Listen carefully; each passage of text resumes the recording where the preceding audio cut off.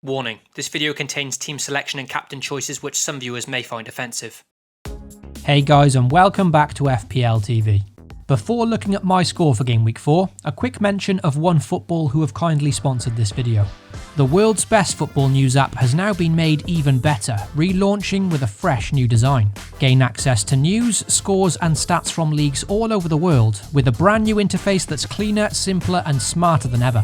As for FPL, you can follow each team in the Premier League and then get live updates from all the goals and assists every game week. Download it for free using the link in the description box below. In the game week before last, Game Week 3, my team returned a woeful 36 points. And the plan for Game Week 4 was to stay patient, not panic, consider myself a bit unlucky and give my team a chance to redeem themselves in the following game week.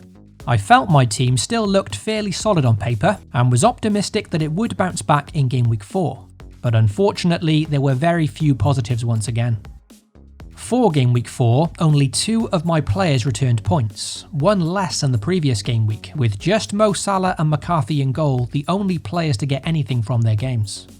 As for the rest of my team, well, there was very little to feel optimistic about.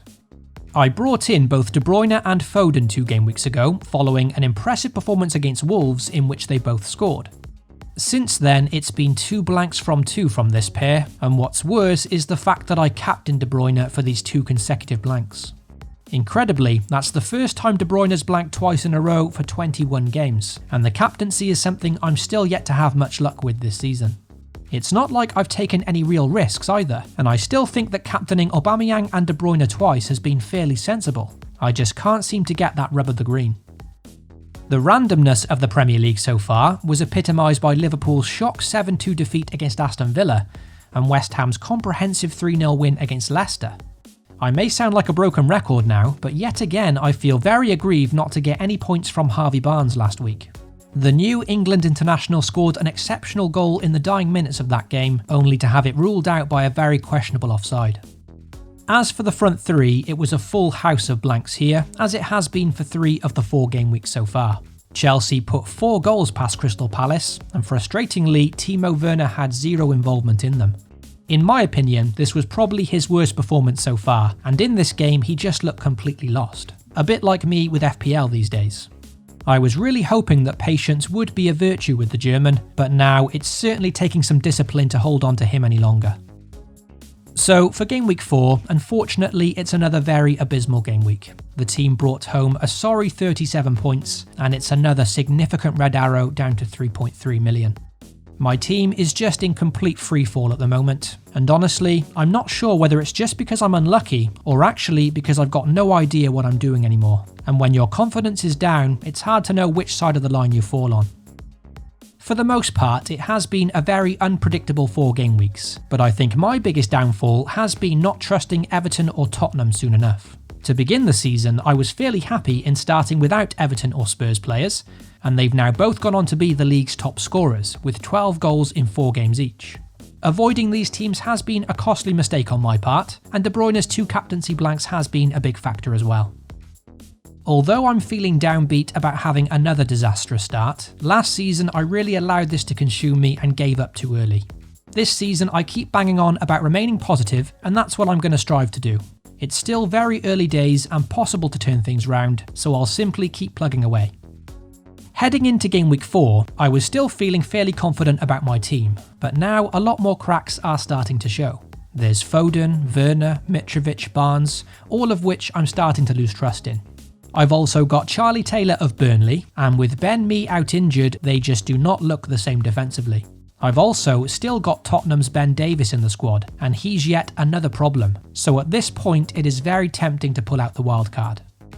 I've not activated it yet, and am determined to hold on to it if I can, but with Kevin De Bruyne's potential injury, that only pushes me further towards using it. If I were to use the wildcard, then I could take advantage of all the form teams, such as Villa, such as Everton and Spurs, and bring in the informed players like Rodriguez, Calvert-Lewin, Kane, Son, Grealish, and hope they all continue to do well. However, with the very unpredictable nature of the opening 4 game weeks, can I really bank on these teams continuing to perform? I could easily bring in all of these players, but there's no guarantees it'll be a success, and then before I know it, the wildcard is blown. It all just feels like a complete guessing game at the moment, and that's why, because I'm not certain about using it, perhaps it's better just to do nothing for now. With more game weeks comes more information, and maybe after game week 5 I'll have a completely different perspective. With that said, let's move on to game week 5 now, and look at some potential transfers as well as my possible game week 5 lineup. Also, if you are enjoying this video, then be sure to get subscribed to FPL TV. You can also hit the notification bell so you always know when a new video goes live. My transfer activity this game week will be dictated by Kevin De Bruyne's injury situation. There's been lots of mixed messages about his fitness for game week 5, and that's something I'll be holding out for more information on. If De Bruyne was ruled out for game week 5, then for me it's an easy swap from him to Son Heung-min, a player that I was considering to bring in this game week anyway.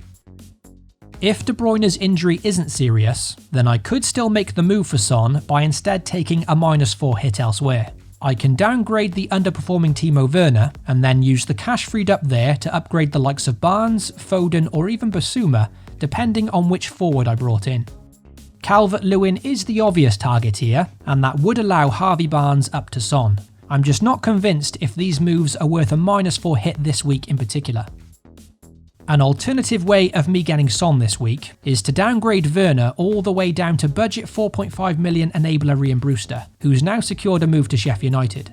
The promising young striker faces Fulham at home in game week 5, no doubt a very nice fixture for his potential debut, and by transferring him in for Werner, I could then upgrade Basuma in midfield instead of Harvey Barnes. Regardless of any transfers I make this week, I'll definitely be holding off until Friday or Saturday, with international games still to be played and lots of players potentially having to self-isolate. So with no changes made yet, here's how the team currently lines up. On paper, admittedly, it's not a team that fills me with much confidence, with very few form players in my 11.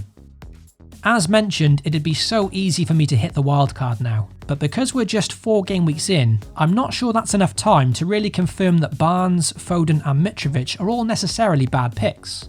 I don't mind any of their fixtures this week, so there is a reluctancy to completely overhaul my team when there's a chance this one could surprise me and do equally as well. As for the immediate problems, it is probably questionable to keep Timo Werner at this point. I could make the obvious free transfer and move him on to Calvert-Lewin, but is that really worth it this game week, with Calvert-Lewin facing Liverpool in a very unpredictable derby, and Werner facing Southampton? Chelsea could also be boosted with the returns of Ziyech and Pulisic in this game, and that does have me interested to see if Werner can benefit from this, and if he moves back to a more central position. For my captaincy in game week 5, the plan was to captain De Bruyne for a 3rd straight game week, and that's where it currently sat before his recent injury concern. The Belgian delivered double-digit hauls in both games against Arsenal last season, and providing he's past fit should remain a very solid choice this game week. If however it looks like he's not going to feature, then in my current squad I'll probably default to Mo Salah. In my team this week there's no real standout option, and the Merseyside derby isn't an ideal fixture. Everton are bang in form and statistically are one of the best teams defensively so far, but even so, Mo Salah is usually a good fail-safe and is in very good form himself. If however I do bring in Son Heung-min this week, then probably I'll give the captaincy to the South Korean. With Ben Davies having seemingly lost his place in the Tottenham team now, he'll be locked to 3rd place on my bench. As for Tyrick Mitchell in 1st spot, well, it's a 50-50 between him and Charlie Taylor this game week, neither of which I expect to get clean sheets from. There's not much to separate these two, but statistically Burnley have been a bit better defensively than Palace so far, and Taylor does seem to offer a bit more attacking threat than Mitchell does.